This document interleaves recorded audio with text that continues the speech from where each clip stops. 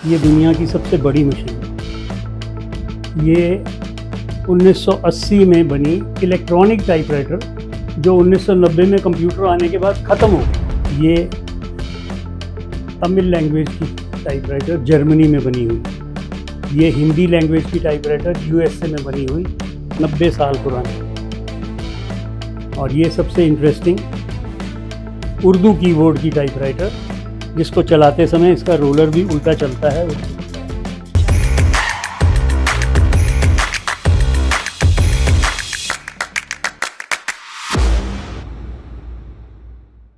मेरा नाम है राजेश पलता और मैं इस समय यूनिवर्सल टाइपराइटर कंपनी का डायरेक्टर हूँ।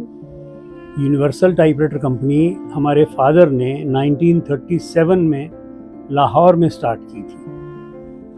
1947 में यानी 10 साल बाद पार्टीशन हो गया और हमारे फादर यूनिवर्सल टाइपराइटर कंपनी का काम लाहौर से शिफ्ट करके बॉम्बे ले गए। सो हम बॉम्बे में हैं 1947 ऑनवर्ड्स। 1952-53 के आसपास से हम दिल्ली में हैं और इस पर्टिकुलर जगह पे नेहरू प्लेस में हम कोविड के बाद से शिफ्ट हुए हैं। दिल्ली में हमारा मेन पुराना जो स्टोर है वो नई दिल्ली स्टेशन के सामने आसफ अली रोड पे है। और आज की डेट में मैं एक्टिव टाइपराइटर डीलर हूँ as the oldest typewriter dealer of India. आपकी जानकारी के लिए बता दूं कि सारी दुनिया में टाइपराइटर बनने बंद हो गए कई सालों से, लगभग 25 साल से सारी दुनिया में कहीं टाइपराइटर नहीं बन रहे। मेरा इस लाइन को कंटिन्यू करने का पहला कारण है मेरा फैमिली ट्रेडिशन, दूसरा है मेरी ये फैमिली जो साथ में काम कर रहे हैं, और तीसरा जो बहुत अच्छा कारण ये है कि आज की डेट में भी जो लोग टाइपराइटर के लिए मेरे पास आ रहे हैं, ख़ास तौर पे यंग बच्चे, यंग लड़कियां, यंग लड़के, वो जो टाइपराइटर में इंटरेस्ट लेते हैं वो मुझे बहुत अच्छा लगता है। ऐसे ऐसे यंग बच्चे आ रहे हैं मेरे पास जिन्होंने कभी टाइपराइटर देखा नहीं, चलाया नहीं, लेकिन अब वो चलाना चाहते हैं। ये दुनिया की सबसे बड़ी मशीन, ये 1980 में बनी इलेक्ट्रॉनिक टाइपराइटर जो 1990 में कंप्यूटर आने के बाद ख़त्म हो गई। ये रशियन कीबोर्ड की टाइपराइटर, इसका कीबोर्ड रशियन लैंग्वेज का है। ये तमिल लैंग्वेज की टाइपराइटर जर्मनी में बनी हुई। ये हिंदी लैंग्वेज की टाइपराइटर यूएसए में बनी हुई, 90 साल पुरानी। और ये सबसे इंटरेस्टिंग उर्दू कीबोर्ड की टाइपराइटर, जिसको चलाते समय इसका रोलर भी उल्टा चलता है उर्दू की तरह। ये जितने बॉक्सेस हैं ये सब मेरी 80-90 साल पुरानी मशीनों की मेरी पर्सनल कलेक्शन। मेरा मशीनें बेचने का एक क्राइटेरियन है कि उसके इक्विवेलेंट एक और मशीन होगी तो बेचूंगा, वरना नहीं। मेरी कलेक्शन कम नहीं होनी चाहिए। देखिए, आजकल की डेट में बच्चों ने मुझे इतनी सपोर्ट ज़रूर की है। मैं सिर्फ व्हाट्सएप करना जानता हूँ या टेलीफोन करना जानता हूँ, लेकिन बच्चों ने मेरी वेबसाइट बनाई है जो इंडिया की एकमात्र ऑनलाइन शॉपिंग ऑफ टाइपराइटर की वेबसाइट है। और बहुत दूर दूर से मेरे पास ऑर्डर्स आते हैं, गोवा से, मुंबई से, केरला से। अभी कल परसों हैदराबाद एक मशीन गई है पार्सल होके। अभी बच्चे ये सपोर्ट कर रहे हैं कि मुझे उन्होंने ऑनलाइन कर रखा है। देखिए, एक होता है टाइप करना, मैं बात कर रहा हूँ क्रिएटिविटी की। क्रिएटिव लोग जो हैं वो टाइपराइटर को क्यों प्रेफर करते हैं? आप कंप्यूटर पे काम करिए, क्रिएटिविटी। एक छोटा सा एग्जांपल मुझे आके एक बच्चे ने दिया, वो थिएटर से रिलेटेड था। उसने आके मुझे कहा, कहता जी हमारी एक्टिंग में जो बच्चे, लड़के या लड़कियां जिन्होंने थिएटर में काम किया है, they are always rated as better actors. अब पूछिए क्यों? कहते जिन्होंने शुरू से कैमरा के सामने शूटिंग करके प्रैक्टिस की है, उनको, बहुत ध्यान से सुनिएगा, उनको दिमाग में हमेशा ये रहता है कि अगर कोई गलती हो गई तो रीटेक हो जाएगा। आप समझ रहे हैं? जो कैमरा के सामने प्रैक्टिस कर रहा है एक्टिंग की, उसको पता है कि अगर एक्टिंग करते समय कुछ गलती हो गई तो there is always a possibility of a retake.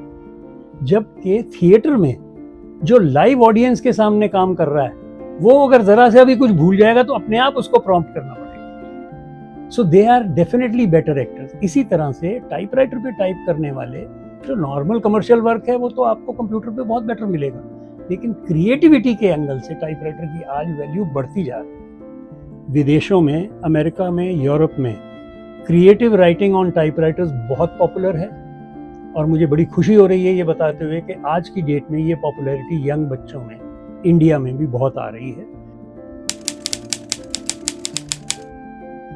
जैसे एक बहुत अच्छा किस्सा है, मुझे इंटरनेट पे ही किसी ने ढूंढा और मुझे कहा कि जी मेरे पास एक नागरी टाइपराइटर है। अब नागरी सुनते ही मैं समझ गया कि देवनागरी मशीन होगी। उस समय मेरे सबसे बड़े भाई साहब बम्बई में जो हैं, उनसे मेरी बात हुई तो मैंने उनसे कहा, मैंने कहा जी किसी ने कहा है कि नागरी टाइपराइटर उन्होंने रिपेयर करवाना है। तो मेरे बड़े भाई साहब ने एकदम से कहा कि नागरी टाइपराइटर इंडियन इंजीनियर्स जो जर्मनी गए थे उन्होंने डेवलप किया था देवनागरी लिपि में, मराठी और हिंदी के लिए। मराठी और हिंदी की लिपि सेम है देवनागरी, और उस टाइपराइटर के पीछे हिंदी में नागरी लिखा हुआ है। तो मैंने उस व्यक्ति से बात की, मैंने कहा जी आप मशीन भेज दो। तो उन्होंने वो मशीन वहाँ से पार्सल करके भेजी और बताया कि मेरे grandfather as an engineer Germany गए थे जहाँ उन्होंने ये मशीन डेवलप की थी, और उस नागरी लिखी हुई वाली मशीनें कुल 6 या 7 बनी थी वर्ल्ड में उस समय। तो वो मशीन उन्होंने मुझे भेजी, मैंने पूरी तरह से रिस्टोर करके फंक्शनल करी, और उसके बाद वो खुद लेने आए मेरे पास। Most people scroll past stories like these. We don't. Plug TV dives into hidden cultures, real communities,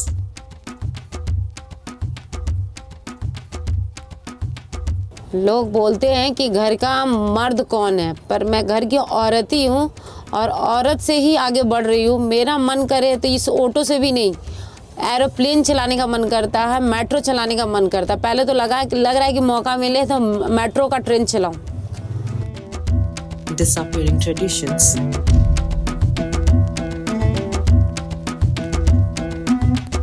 Actually, Morung is a dormitory for the young male, actually, you know. So it's like an institution in the olden days where they come and learn the skills in many ways. So this is not just a shelter, but it is all about our identity, our cultural heritage. and voices you have probably never heard before. मैं नहीं चाहता कि लोग मुझे इस चीज़ से जाने कि मैं क्या सह के बैठा हूँ। मेरे स्किल्स, मेरा टैलेंट, मेरा गे होने या मेरे ट्रॉमा से बहुत बढ़ के है। From bustling city streets to hidden villages, from forgotten art forms to stories changing the world. एक कारीगर बनने के लिए कितना टाइम लगता है, कितना परिश्रम लगता है और कितना दुख कष्ट सहते हैं। This is storytelling that feels real. Because we're all powered by stories. Raw, human, real. This is Plug TV.